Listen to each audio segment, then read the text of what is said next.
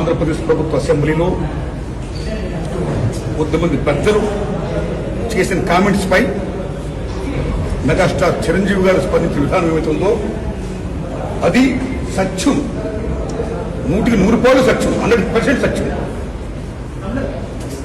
అప్పుడు వైఎస్ జగన్మోహన్ రెడ్డి గారి హయాంలో ఆయన సీఎంగా ఉన్నప్పుడు, పేరు నాని గారు సినిమాటోగ్రఫీ మంత్రిగా ఉన్నప్పుడు ఇండస్ట్రీ నుంచి చిరంజీవి గారితో పాటు చాలా మందిని వారు ఆహ్వానించారు. నేను కూడా ఒకండి.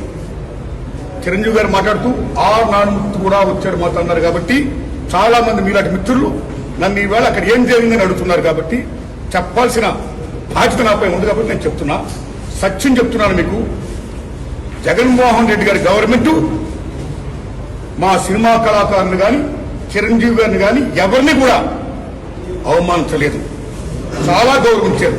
సత్యం. ఎందుకంటే కోవిడ్ కష్టకాలంలో సినిమా రంగం ఏమైపోద్ది అని భయోందనతో ఉన్న దశలో పరిశ్రమ పెద్దలందరూ కలిసి చిరంజీవి గారిని కలిశారు. పరిశ్రమ పెద్దగా ఆయన భావించి, ఆయన గౌరవించి నన్ను ఆహ్వానించారు. చిరంజీవి గారు స్వయంగా నాకు ఫోన్ చేశారు కూడా. అదే సంస్కారం. అప్పుడు నేను ఢిల్లీలో ఉన్నా. నారాయణమూర్తి ఇండస్ట్రీ క్లిష్ట పరిస్థితిలో ఉంది.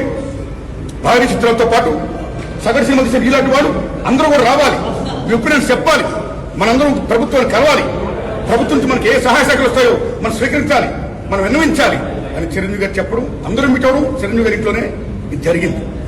అప్పుడు అనేక మంది వారి యొక్క అభిప్రాయాన్ని చెప్పారు. ఆయన్ని తీసుకుని మన సీఎం గారితో నేను చెప్పారు.